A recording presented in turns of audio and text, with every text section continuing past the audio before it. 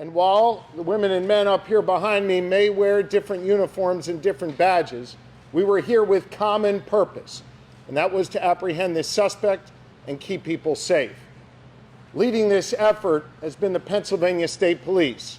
And I know I'm going to get booed by some of the folks behind me for saying this. I believe they are the finest law enforcement agency in the United States of America, and I could not be more proud to be the governor of this Commonwealth and to have the chance to serve in public service alongside these great leaders in the Pennsylvania State Police.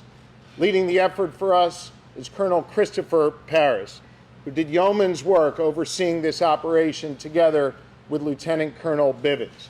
All Pennsylvanians, gentlemen, are indebted to you for your bravery, for your courage, and for your tremendous leadership. And with that, it's my honor to bring up the Colonel of the Pennsylvania State Police, Colonel Christopher Paris. Thank you, Governor. I would like to make a few brief comments. I'd like to dedicate those comments to the victims of Cavalcante and their families. At the end of the day, all of the people behind me here work for justice and for the victims. A close second to the people of Chester County. We appreciate your support, and we appreciate the dedication that you have shown us and the generosity that you have shown us. We are in your debt. This was a major operation. We know that it has affected your lives, and we're very much appreciative of that support. I'd like to thank the governor and his support of us, not only with his physical presence, but his work in Harrisburg on a daily basis.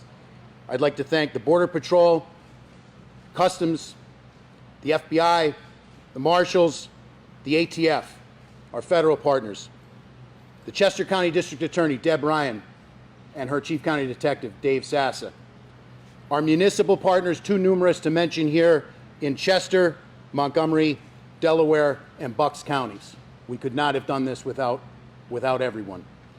I would like to thank, from the bottom of our hearts, the members of the Pomar Lynn Fire Company. I know the media has been in and out of here. The hospitality that they have shown us, the logistics that you need to bring to bear in an operation like this, we would have been hard-pressed to do that without them being good hosts to us. Lastly, but certainly not least in any way, shape, or form, to the women and men of the Pennsylvania State Police, thank you. Thank you for your hard work and your diligence. This is my third manhunt with Lieutenant Colonel George Bivens. It's not lost on me that it was 9 years to the day yesterday for the Blooming Grove ambush. And in all of those operational cycles, there is no person who enjoys more of my trust and confidence. He was tasked with standing this operation up. My confidence in him is marrow deep. He is the consummate professional, and I would now like to turn it over to Lieutenant Colonel Bivens to give you the operational rundown of the capture of Cavalcante. Lieutenant Colonel Bivens.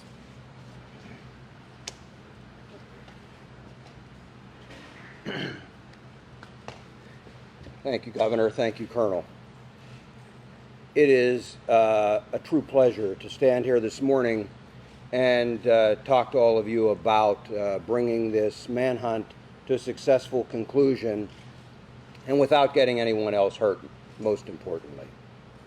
None of this would be possible without the support of this team, represented by members of various agencies standing with us up here, by others standing throughout this fire hall, and by still more who are out there in the field. So let me give you a few details about how this unfolded. As you know, we have been working most recently in a perimeter established in northern Chester County. Last night, shortly after midnight, a series of events started to unfold. First, we had a burglar alarm at a residence near Prizer Road within the perimeter. Our people investigated that, did not find Cavalcante there or anyone else, but it started to bring some of our people into that area. We had been searching an area not far from there already with some tactical teams that night. There was an aircraft overhead utilizing FLIR technology, and close to 1 a.m. picked up a heat signal that they began to track. It was west of PA 100 and north of Prizer Road. Tactical teams began to converge on that location where the heat source was moving. Unfortunately, we had a weather system that also came in, and we had lightning that was flashing all around, and it caused the aircraft to have to depart the area. Tactical teams made a decision to secure that area, that smaller area, as best they could, and hold it through the storm and until we could bring additional resources in and bring aircraft back overhead to ensure that we did not have an issue with an escape. That resumed early this morning, and shortly after 8 a.m., tactical teams converged on the area where the heat source was. They were able to move in very quietly. They had the element of surprise. Cavalcante did not realize he was surrounded until that had occurred. That did not stop him from trying to escape. He began to crawl through thick underbrush, taking his rifle with him as he went. One of the Customs and Border Control teams, BORTAC, had a dog with them. They released the dog. Some of our PSP CERT members were also there, had him surrounded. The dog subdued him, and team members from both of those teams immediately moved in. He continued to resist, but was forcibly taken into custody. No one was injured as a result of that. Excuse me. He did sustain a minor bite wound. We had medical personnel at the scene, and they took a look at that. Cavalcante was, as I said, taken into custody. He was transported to our Avondale station for further processing and interview, and he will ultimately be transferred to a state correctional institute where he will be housed and begin to serve his life sentence. In just a few minutes, I'll open this up to some questions, but before I do that, I want to turn this over to one of our very close partners, District Attorney Deb Ryan. I know she would like to say a few words, and again, then we'll be happy to take your questions following that. Deb. Thank you, Lieutenant Colonel Bivens. Today is a great day here in Chester County. Our nightmare is finally over and the good guys won. We owe a debt of gratitude to all of the first responders for their tireless and dedicated efforts in bringing this fugitive to justice. They worked around the clock, and we are deeply grateful to all of them. Our community can finally regain its normalcy and breathe a collective sigh of relief. This would not have happened without the collaboration and efforts on behalf of a multitude of agencies. I need to thank the Governor, Colonel Paris, Lieutenant Colonel Bivens for his unflappable and dedicated leadership, the U.S. Marshals, the Chester County Detectives, the FBI, U.S. Customs and Border Patrol, the Department of Emergency Services, the Sheriff's Department, and every single person who went out into the field in the most horrendous conditions. We had weather problems, we had terrain problems, and a ton of obstacles that prevented our capture from occurring as expediently as we wanted. We have the best people in the business, and we never lost faith that this capture would occur. We knew that it was just a matter of time. The scope of this manhunt was extremely impressive. The brave men and women who went out there every single day are our heroes, and I am proud to be a part of this collective team of people who worked around the clock to bring this man to justice during this monumental challenge. They utilized every piece of advanced technology, dogs, drones, helicopters, every asset available was put out for this capture. I can't express our gratitude deep enough to all of them and to the community for their support. We received dozens and dozens of donations, well wishes, and kind support from everyone in the community, and we thank this firehouse for housing us. We know we disrupted their lives for a while. One of the first calls we made upon learning about this capture was to the Brandow family, who, as you can imagine, had been living in a complete nightmare. They are so grateful to the men and women who helped with this capture. They can now finally sleep again. I can't thank law enforcement enough for their efforts. Thank you.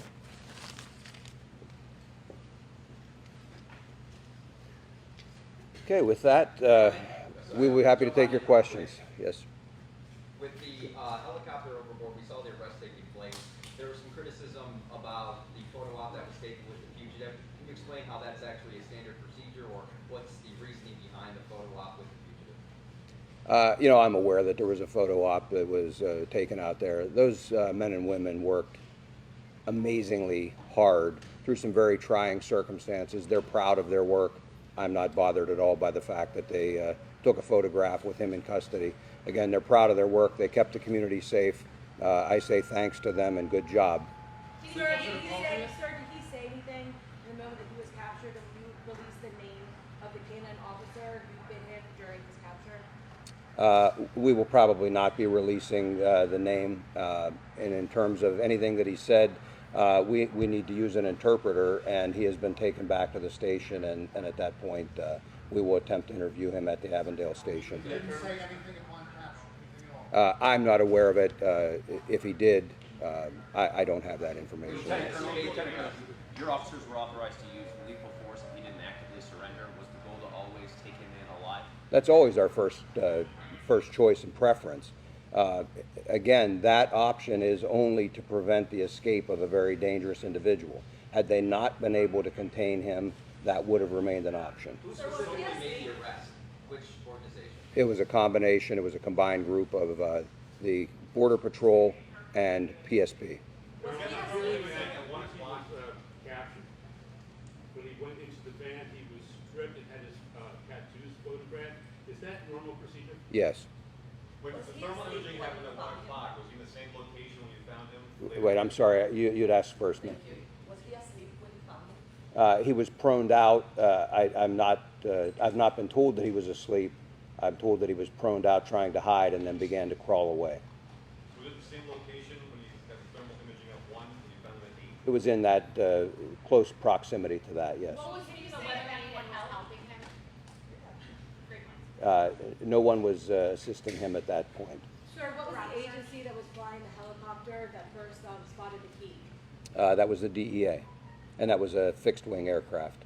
Were you worried as law enforcement that you had to down the plane and there could be another chance for escape? I mean, that's obviously the plane had to land, but what kind of risk did you have to calculate with that? Well, you know, as I've told you throughout this investigation, there are always things we have to contend with. Everything isn't scripted and doesn't go perfectly.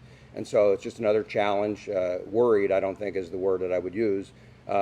We simply had to adapt. And so we secured that inner perimeter while always keeping our outer perimeter secure, so that if he did manage to get out of that inner, we would box him in yet again.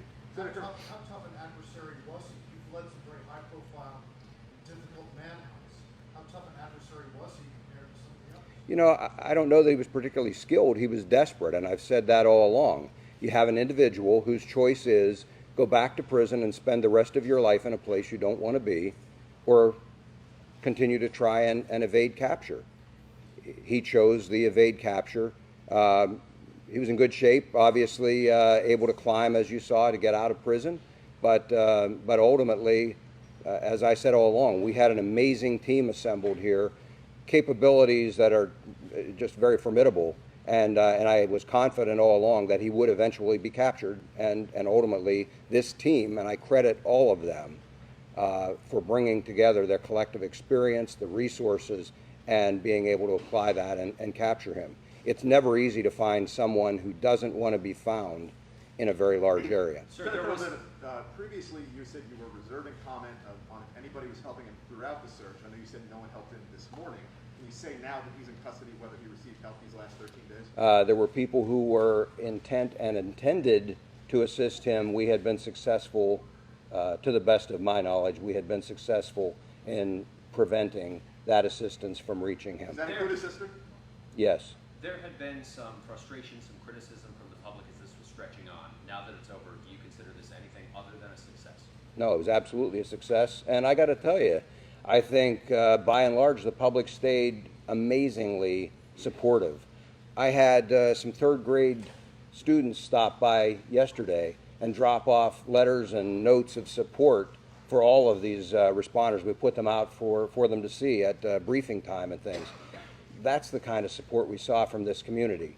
There will always be criticism. There will always be people who think they can do this job better, and they're entitled to that opinion.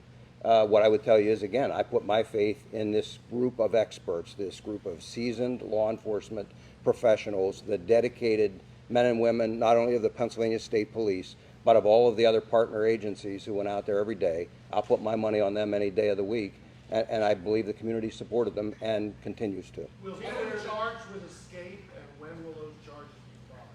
We'll be discussing with the district attorney what, if any, charges will be filed. But for right now, again, there is a commitment, and he is going to begin serving his life sentence at a state correctional institution. What was his sister now? She is in the deportation proceedings. That will proceed as had been initiated. You know where Cavalcante got the Eagles? I'm sorry? You know where Cavalcante got the Eagles hoodie from? I do not. Other than the rifle, what did he have with him? Did he have anything else? Just the clothing and things that he was wearing. Did he at the attempt time. to shoot? Did he attempt to try to engage? He did not have an opportunity to, no, How sir. many officers were on the ground as you converged? I don't have an exact number, but looking at the teams we were sending in there, in the immediate vicinity was probably 20 to 25. And can you tell us more about what those 20 to 25 look like? Like, do they have specific armor? What Yes, they were tactical. They were a tactical team. You would expect, camouflage, full armor, long rifles, that kind of thing. Which agencies? Customs and Border Patrol was their BORTAC team out of El Paso, and then Pennsylvania State Police CERT. It's our Special Emergency Response Team. Colonel, once on the ground, from they've now pinpointed him, right? They're Yes. on the ground and they're quietly moving into place. Length of time? From that point, probably 5 minutes. It played out fairly quickly once they had identified him and moved in. He detected them at that point once they were already in position, and again, he started to crawl away, and it played out very quickly then. Sir, what is your greatest lesson from this 14-day manhunt? You know, I don't know that there's any single lesson. I will tell you that I learned something from all of these, and as I told you before, I bring that experience to the next one. And so I just go back to, it's all about the team. It's about assembling the right group of people, the right technology, the people with can-do attitudes who will stick with you through the investigation, and that's what we did. And it's worked well for us in the past, and I'm sure will work well for us in the future. Colonel, said there were people intending to help. I just want to see if we can get a little more detail from you on that. You did mention, you did confirm his sister was intending to help. Who else might have been intending to help? And can you give us any details? And the reason I'm not going to talk about that again, as I mentioned, we will be discussing with the district attorney whether there will be any additional charges. I don't expect that there will be on that aspect, but we want to have that discussion before we disclose anything else. Help police to catch him? Did he stop because of the rain this past night? No, I think he stopped because his normal pattern was to travel in the late evening, earlier overnight hours. Whether he got tired or whatever, normally he typically didn't travel then later at night, and he typically did not travel during the day unless we pushed him. And we did have several instances of that where he was pushed and had to move. But he doesn't have night vision or anything like that, the type of technology that many of our operators had out there. And so traversing rugged terrain is difficult to do. I believe it was just easier for him to do in the late evening hours and late afternoon. Pretty bloody in that picture. Is that all from the dog bite? I believe that's what caused it. It was a scalp wound, and they bleed pretty significantly. I'm told there was not any significant injury. Did he have a phone? Just one, ma'am. He was able to get a car and a gun, or a vehicle and a gun during this 2-week period. Is that surprising? Are you sort of astonished as something happened more about that? No, I mean, all along, we asked people to secure as best they could. Unfortunately, he was still able to acquire some of those things. Again, those are just some of the challenges we deal with in an investigation like this. Our people rise to those challenges, and ultimately, again, he was successfully captured. I know that you led the effort also in July earlier this year when that person escaped using bed sheets. It was a chocolate lab that ultimately led to his arrest, and now here we are again. You're talking about a canine moving in and basically disabling Cavalcante. Can you just kind of talk about the having canines and their use and how much of an asset they are when you're trying to navigate tough terrain and track down dangerous people? Sure. I mean, in the case of Tucker, he was kind of a civilian. I would say we deputized, and brought him in. He's now an honorary member of PSP, but lab. But he was not involved in this. That was in Warren that this gentleman was referring to. Just, you know, I believe it's a Shepherd or a Belgian Malinois. For those of us who aren't familiar, Just 1 minute, if I can come back to this gentleman, I apologize.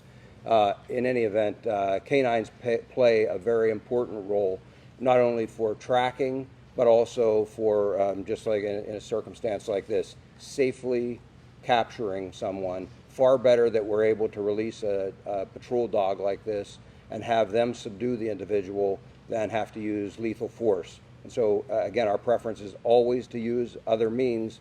Canines play a very important role. for those of us who aren't familiar with the area, can you tell us a little bit more about where he was? It appears he's in front of a commercial building. Was he hiding within that building, or he was? He was in the wooded area, again, west of PA 100 there. I'm sorry, west of. PA 100. Okay. Are you aware of how he was getting nourishment and, liquids? No, that'll all be part of the interview we'll attempt to do. Whether he'll talk to us or not, that's obviously entirely up to him. But that will be something that we'll be asking. Sir, at this juncture, can you release where he worked in Chester County prior to his 2021 arrest for homicide? Unfortunately, I don't have that the list of those locations. I know that he did a variety of jobs installing flooring, but I don't have the specific list of work locations. Yes, How ma'am. long will he be at the Avondale Barracks? Long enough for us to process him, and however long an interview lasts with him. I don't expect it to be for a very extended period of time, and again, at that point, he'll be transported to an SCI. Sir, was there any concern that he would team up with another small man to step inside of a trench coat, Little Rascal style? No. Can you give us more detail on the actual encounter with the dog? Did the dog tackle him, bite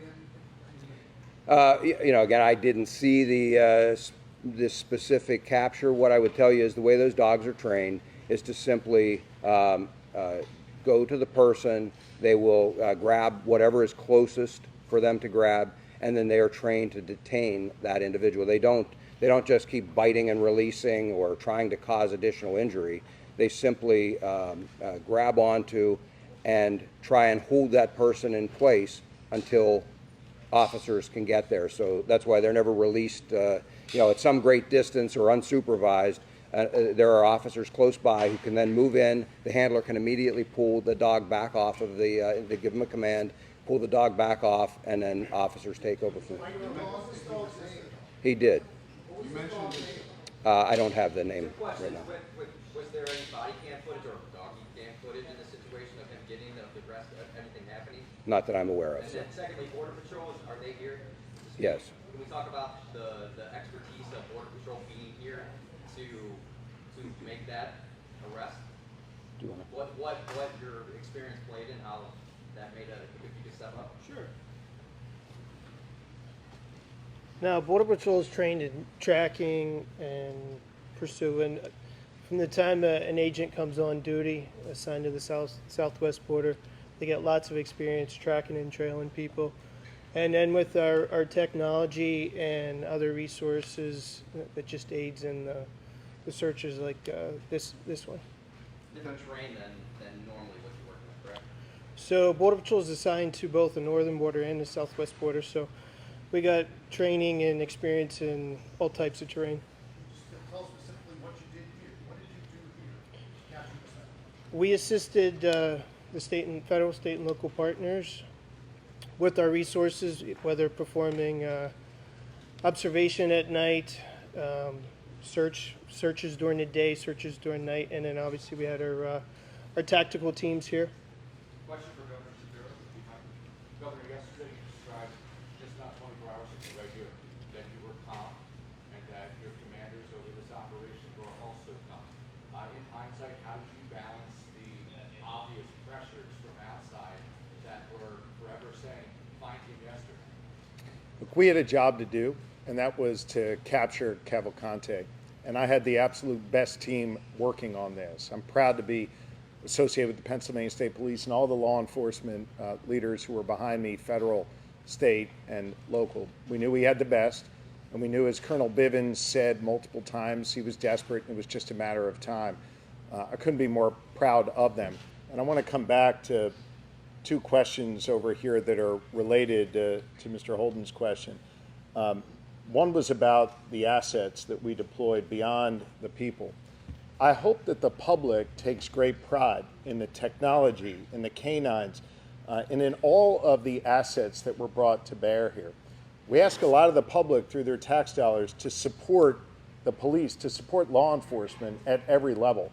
And they got a front row seat here in Chester County and across Pennsylvania to see the extraordinary work not only these individuals do, but the great technology we're able to bring to bear to ultimately capture dangerous suspects like this. The public should take great pride in that. And then to the gentleman's question there in the suit, folks, whoever had their Eagles hoodie stolen, if you could let us know, I'll do my best to get you one of those new Kelly Green ones, okay? Governor, can I just ask you, two escapes, two different individuals from the same prison in the same year.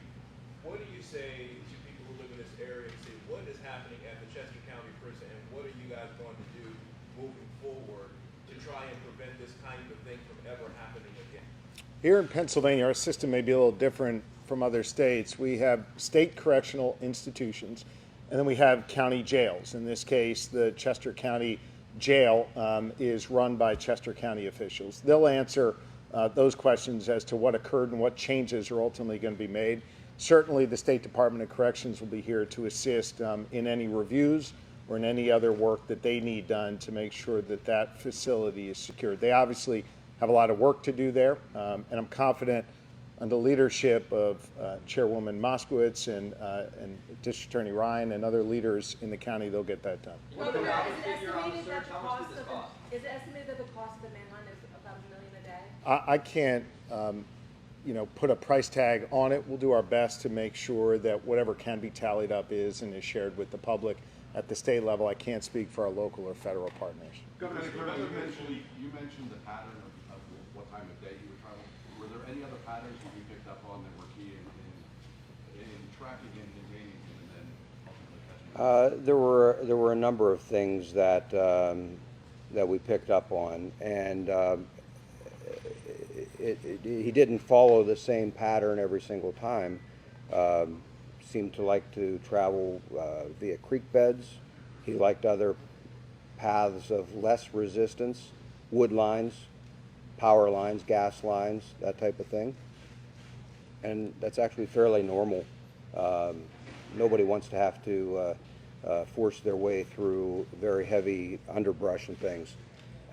And again, I mentioned the time of day, but all of that combined with some outstanding work and technology is really what brought this to a successful conclusion. People in Chester County are grateful for your efforts. I know you mentioned on Friday you were asked about containment and capture. Ultimately, that tactic was successful. Anyone that you would like to thank at this time? I know Landhope donated breakfast yesterday. Wawa has been big help with lunch. Any small businesses you'd like to thank? And then again, the people of Chester County. I will tell you that we have been compiling a list, and I don't want to stand here right now because I will absolutely miss many. Some of those that you mentioned have been outstanding supporters of us, and I thank them. We will publish a list of all who helped us out because we are very, very appreciative. That level of support is really one of the things that allows our people to focus on the task at hand and to try and be successful even quicker than we might otherwise have to be. When I gave you all a tour of the facility in here, I talked a lot about logistics and the support that's required to field a team of 3, 4, 5 or more hundred law enforcement officers out there. It takes a lot to put it out there. And so the help of all of those folks, the help of the average person who stopped by and dropped off a case of water was very much appreciated, not only for the case of water, but also just for the kind thoughts of, and words of support that they always included when they dropped that off. Contained and captured, so that tactic was the way to go. Yes, as I said, we always take a multifaceted approach, and so depending on the circumstances, there's always a contingency, and we're always prepared to move in whatever direction we need to. I'm sorry. Were officers wearing any body cameras in the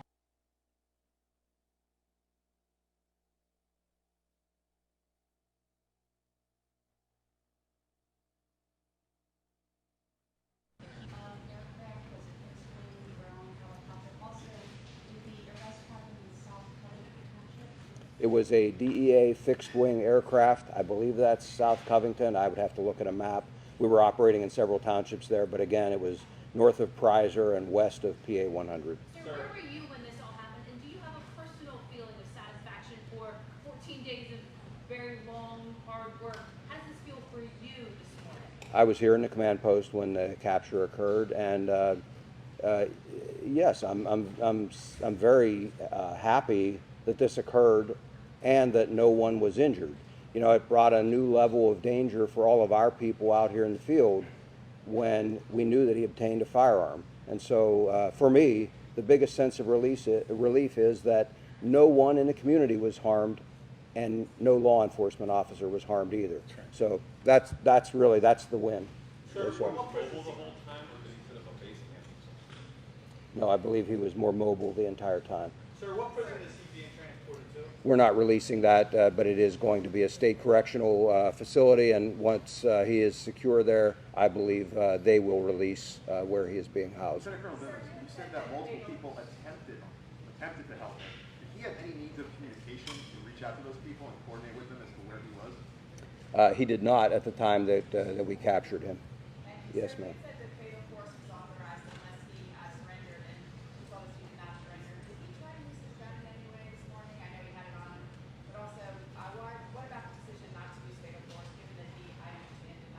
Well, as I addressed a few minutes ago, yes, he had the firearm with him. Yes, he was a threat. He did not have an opportunity. I believe he was taken by surprise, and I believe the canine played a large role in him not being able to utilize that firearm. What I would tell you is, again, that it is our last choice, our last preference to use lethal force. And so while there were other options, the team did the responsible thing, did what they're trained and what we expect, and they used other options. And again, lethal force is always the last option. He's going in for questioning. What kinds of information are you trying to get from him? Like what kinds of questions will you ask? We have the criminal investigators that have been involved in this, everything from the escape up through the time that that he has been on the run. I'm sure all of that will be included in their list of questions. Whether he'll choose to talk, I have no idea, and that will be his choice. Can you assure and guarantee the public that this man will not escape again, because clearly he has the ability to do that? Can you say that now? I can assure you he will not escape while he is in our custody. He will be turned over to a state correctional institution. I have every confidence that they will be able to safely and securely house him as well. Lieutenant Colonel, was he in the perimeter of the perimeter that you had outlined yesterday? Was that He was. He was. Yes, sir. How close to the edge of the perimeter was he? You know, where in the perimeter? It was within the perimeter, and he would have been within a few hundred yards of the eastern edge of the perimeter. Colonel, in terms of the public being involved, there was videos surfacing of vigilantes in Chester County trying to get involved in this case. Moving forward, if something like this happens again, what would you tell the public in regards to getting involved in a case like this? I would ask them the same thing that I asked this time, and that is, please don't come out and try to become involved like that. You potentially take away resources that would otherwise be spent on the search trying to deal with those individuals, and we don't want one of them to get hurt unintentionally.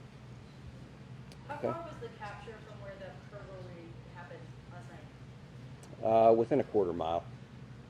Colonel, once processed, It wasn't a burglary, it was an alarm, by the way, but once processed, any idea in ballpark time until transfer? It depends on whether he is cooperative and is interviewed. That could take minutes to hours, but I don't have the answer yet whether Does he he's. have a lawyer, do you know? I'm not aware of that. Sir, do we know if his sister and mother entered the country via Puerto Rico as well? I don't believe his mother is here, and I don't have that information immediately available here about where they entered. As I said, his sister, though, is in the process of being deported now. We have time for 2 more questions. Lieutenant Colonel, after everything that you've been through, seen with Cavalcante, once that interpreter is there, do you plan on having a conversation with him, asking him anything about all this? No, the investigators are quite competent. They'll gather the information that we believe is important if they're able to, and I'm confident that everything we need will be gathered in that way. There's no reason for me to have a personal discussion with him. What's your message to anybody else who tried to escape? Well, I think it's a very bad idea, obviously, and we will be here should something like this occur again. We'll put the team back together, and we'll be right back out after them. Okay? Thank you all. Thank you, everybody.